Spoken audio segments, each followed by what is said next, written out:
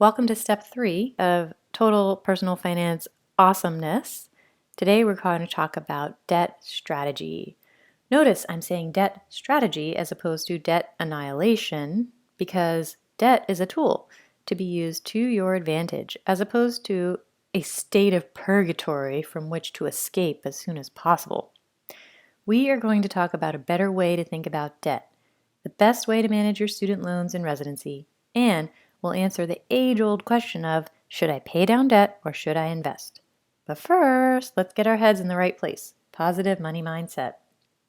Remember how I said that each money topic has its own special way of kicking up our issues?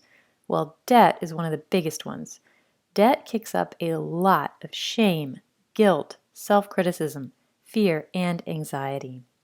And when it comes to our student loans, well, we have a few special emotions for those, including anger and resentment over how much we had to borrow, feeling trapped by the sheer amount of it, and the erroneous belief that we somehow won't be happy until they're paid off.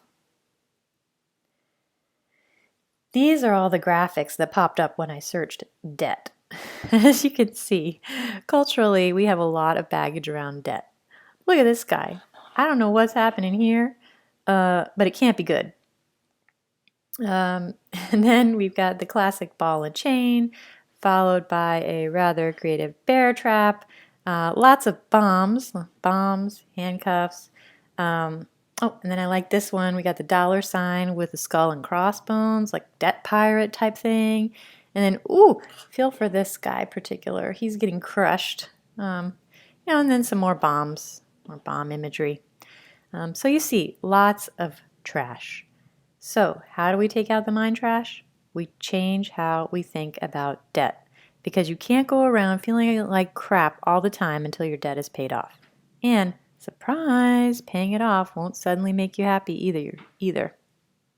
So instead of being a lead anvil on your shoulders, cement booties, or a weight around your neck, think of debt as the cost of buying money. When used well, you're essentially buying money in order to use it to do something right now that will make you a profit in the future, a bigger profit than if you didn't use it, and this is called leverage. You can buy money and use it to buy an investment that makes more money. Whoa! So debt can make you more money? This is a major concept. This is why debt is a tool that needs a strategy, as opposed to a guilt anvil that you must punish yourself for. With student loans, you're buying money to buy an education that will pay you back in spades by allowing you to create the life you want and be an awesome doctor. Your education was an investment. When you think about it this way, isn't this a much more positive headspace to be in than resentment over the amount or anxiety about how to pay it back? Or thinking you're trapped or will never be free until it's paid off? Do you see how being in a better headspace allows you to approach student loan debt in a more productive way? When you think this way, it takes the emotion out of debt and it allows you to see the opportunities that debt affords. Pun intended. So, let's talk about one of the most common questions when it comes to debt. Should you pay off debt first before you invest? Here's how you tell. What's the interest rate on your debt? Is it more or less than the average return you could get in the stock market, which is 7% after inflation? With some debt, it's definitely a no-brainer. Like with credit cards or any double-digit interest rate, it needs to be a priority. But what about lower interest rate debt? In general, the math works out like this. If your interest rate is under 3.5%, pay the minimums on the debt, max out your investing. If the interest rate is over 5.5% to 6%, still invest, but prioritize debt repayment. Be more aggressive towards the debt. And if the interest rate is somewhere in between, well, you'll have to actually do math in this situation to calculate which approach gets you more investment gains and less loss due to interest. Sometimes the best plan is not to pay off debt immediately, because when you do that, you're using all of your money to pay off debt, which just gets you back to zero. When you pay off debt, you have no more debt, but you also have no more money. The cost of missing out on doing something better with that money is called opportunity cost. You have to ask yourself, is my money best put to work paying off debt, investing, or both? For example, let's say you start paying off your student loans at year 0 and they're fully paid off in 3 years. Now you don't have debt, but you also don't have any gains. Compare that example to this one in the pink. You start paying off your debt at year 0, right here, and you start investing at the same time, right here.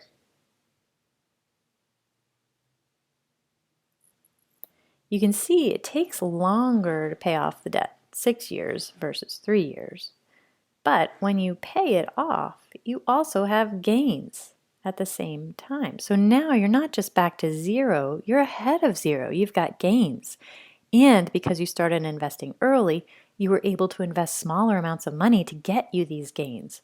If you wait to start investing until your debt is paid off, you'll have less time to invest, which means you'll have to invest more money up front to reap the same reward. This is a key point, and we're going to come back to this. This gap here is the opportunity cost. This is what you made by doing something different with the money, other than just paying off debt. So now you have an idea of how to aggressively tackle your student loans when you're done training and you can make enough money to pay them down. Let's talk about what to do with your student loans now so that you can be as strategic as possible with them. For U.S. schools, the average medical student graduates with $200,000 in educational debt. For the following examples, to keep it very simple, I'm using federal loans because they do make up the majority of most of our loans, and the interest rates are also known and fixed. I'm not going to be including undergraduate loans as these have different, usually lower rates, and they will change your averages. And I'm taking some general approaches when it comes to estimating your gross income and your tax stuff. So this is a little bit of a ballpark here, so just FYI. Okay, so current chief residents, this is the year 2022. Currently, when I'm making this video, chief residents, if you started in 2011 and graduated in 2015, your average loan interest rate is about 6.3%. Now, let me just set you up here. So I know a lot of chiefs have taken research years. This particular example is for a 5-year residency, and I've added a couple down here because I know some people take research years, and so I'm just accounting for that. What we have here in pink on the left are the annual interest rates for when you borrowed in those years. So it's a little hard to see with my Canva pulling up here. 6.8% was the fixed interest rate for borrowing in the year 2011 to 12, 6.8% for 2012 to 2013, 5.4% for 2013 to 2014, and so on. That averages out to anywhere from, if you started borrowing in 2011, 6.3% to, if you borrowed starting in 2013, 5.7%. Now again, I haven't taken into account everybody's individual situation, so these numbers might be a little bit different for you. And also, when this number means, like say for example, when I say average interest rate, that means the way your interest rate is calculated on your federal loans when you go into repayment is they take all of your loans and they do a weighted average of your loans. So on average, your loans are being paid back at 5.7% if you started borrowing in 2013 or 2014, if that makes sense. You can ask questions in the comments if that's not clear. All right. For those of you who are PGY 4, so you borrowed starting in 2014 to 2015 at 6.2% for that year. 15 to 16 was 5.8%. 16 to 17 was 5.3%, and 17 to 18 was 6.0%. So on average, your interest rate is about 5.8%. For PGY3, same thing. You started borrowing in 15-16. Interest rate on that loan was 5.8%. 16 to 17, that year it was 5.3%. Loans from 2017 to 2018, 6.0%. And 2018 to 2019, 6.6%, for an average of 6.0%. If you're a PGY2,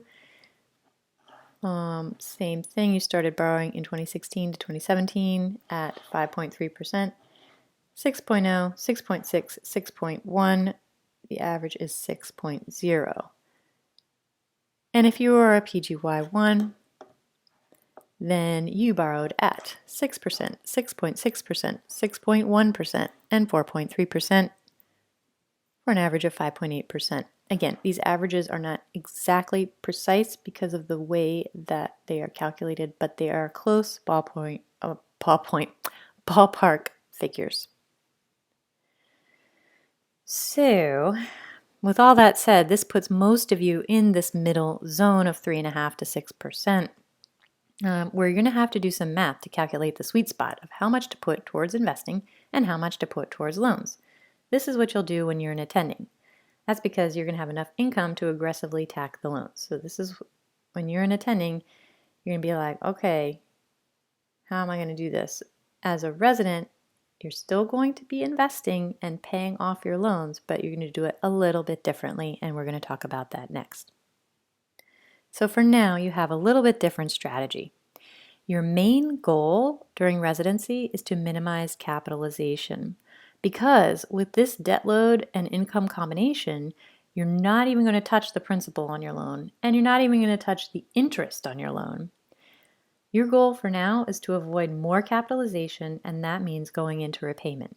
And there's another advantage of going into repayment, which is student loan forgiveness through the PSLF program, or Public Service Loan Forgiveness Program. So, even though you're not going to make a dent in the loan amount or a dent in the interest, these two advantages of repayment make it well worth it. Plus, remember, this is a limited time only situation. This is a temporizing measure only while you're in training, and when you're done, you're going to kill it. All right, so what do I mean by all of this? First off, you need to know what capitalization is. All right, so loan capitalization, frankly, in my opinion, this should be illegal, and I bet you didn't know about it. I know I sure didn't. Did any of us actually read those promissory notes? No. The answer is no, we did not. So don't feel bad. Capitalization is when, at the end of your borrowing period, yeah, you can tell I really like these. I'm making a very strong metaphor here. Capitalization is when, at the end of your borrowing period and at the start of your loan repayment, the amount of interest that has accrued on your loans since the day each one was borrowed is added to the principal of your loan. This is compound interest working against you. For example, let's take a PGY1. You borrow a total of $200,000 in federal loans for medical school. When you graduate from medical school, your total debt is not $200,000, but $200,000 plus the interest each loan racked up during school. Let's see how much that is. Okay. So, as a PGY1, we're currently in the year 2022. So that means you started medical school in 2017, 2018. And let's say, for example, you borrowed $50,000 in 2017 at 6% interest. Okay. Then in 2018 and 2019, you borrowed $50,000, and this one was at 6.6% interest. In 2019 through 2020, you borrowed $50K, and that was at 6.1% interest. And then the last year of school, you borrowed $50K at 4.3% interest. So your total average is 5.7, 5.8% interest. Okay, and your original amount was $200,000. I'm making the assumption that you get all of the money on the first day of the school year, so the interest begins accruing at the beginning of the year. This may not be how you actually got your money. It may have been dispersed in smaller amounts throughout the year, but just to keep this example simple, that's what I'm doing here. So in your first year of school, the $50,000 accrues $3,000 of interest. As an MS2, your first loan accrues $3,000 of interest, and your second loan gains $3,300 for a total of $6,300 in interest. In your third year, same here, your third loan is accruing $3,050, and as an MS4, your last loan accrued $2,150, and each loan accrued the same amount. Student loan interest is simple interest. It's not compound interest. So every year, each loan always would accrue the same amount of interest. So the total of all that. So on your fourth year, you accrued a total of $11,500 in interest. So at the end of your fourth year, it's time to begin repayment. And you can see that each one of these loans is now more because your original $50,000 loan that you accrued or that you borrowed in 2017 to 2018 is now a $62,000 loan because the interest that it accrued, which was $12,000, has now been added to the principal. So that's a $62,000 loan at a 6.0 interest rate. Your second year loan has gone from $50,000 to a $59,900 loan because it accrued $3,300, $3,300, $3,300. So it accrued a total of $9,900 of interest. So now that's its new principal value, and so on and so forth. So now your original $200,000 loan is actually a $230,150 loan when you graduate. And the weighted average is 5.8%. Okay, so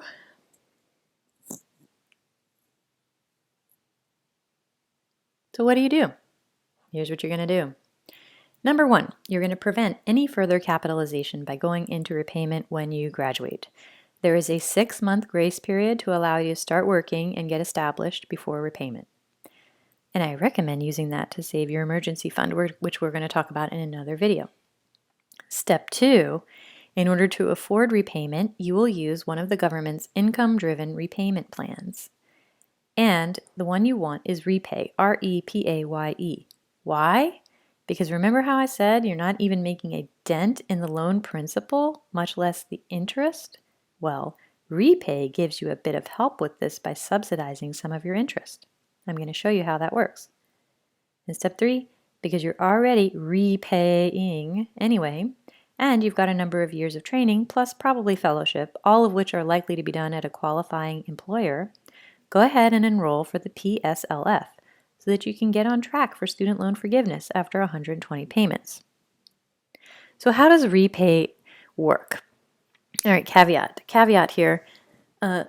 There's no cap on the monthly payments and spouse income is included. So if you're married and your spouse's income is high, then you want to use the PAYE, P-A-Y-E repayment plan instead of REPAYE because PAYE is actually capped at 10% of your discretionary income. So, but we're going to use an example of a single individual here. And the other thing is, like I said, adjusted gross income, I kind of had to tweak a little. So some of these things may not apply exactly to you, but this is to give you a general idea of how this works. All right, so this is an example of using the student loan calculator from studentloanhero.com, and you put in your adjusted gross income. That's your annual income after some deductions, which is usually at your income level is just the interest paid on your student loans. Family size is 1. I'm using a single person as an example here. State of residence, continental United States. Annual income growth, 3.5%. That is because every year Medicare gives you a raise of 3.5%. Married, no, we're using a single person here. Okay, total federal student loan balance, $230,000, 150. $230,000, 150. $230,000 is what you're starting with. Average weighted interest rate is 5.8%. All right, this gives you a very nice comparison of all the different payment plans: standard repayment plan, income-based repayment. That one, I don't remember what that one is because it sucks and I would never use it. Pay and repay. All right, so standard repayment. So we're going to talk about repay, okay? The beauty of repay is that when your loan payment is less than the amount of the interest due, the government will pay 50% of that difference. So here is an example.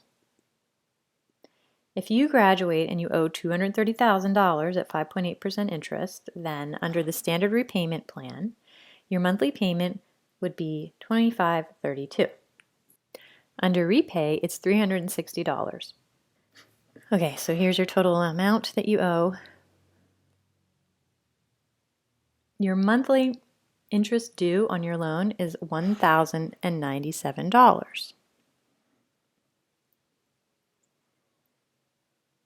Your monthly payment with repay is $360.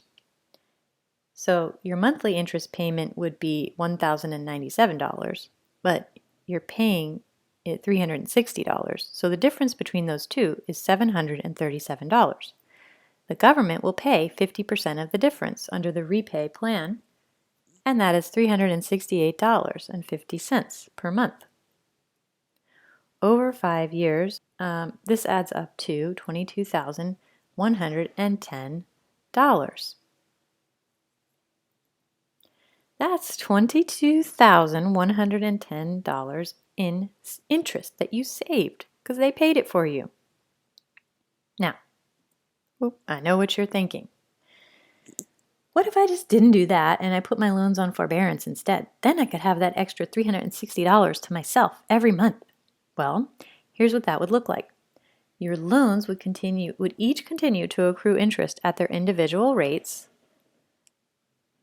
that we already talked about, right? So remember, nothing has been capitalized.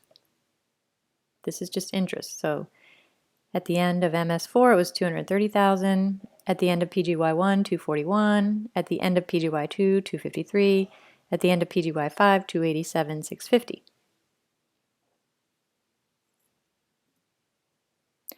After 5 years, the example here is a 5-year residency program. After 5 years, the total amount of interest would be $87,650, which would then be capitalized. And now your new loan would be $287,650. So instead of paying 5.8% interest on $230,000, you'd be paying 5.8% interest on $287,000. So, okay, well, all right, fine. Well, whatever. Repay is $360. Doesn't matter how much my loan is, still going to be $360. But wait, it's not. Because when you become an attending, at the attending level income, average, I'm using a general surgeon here as my example.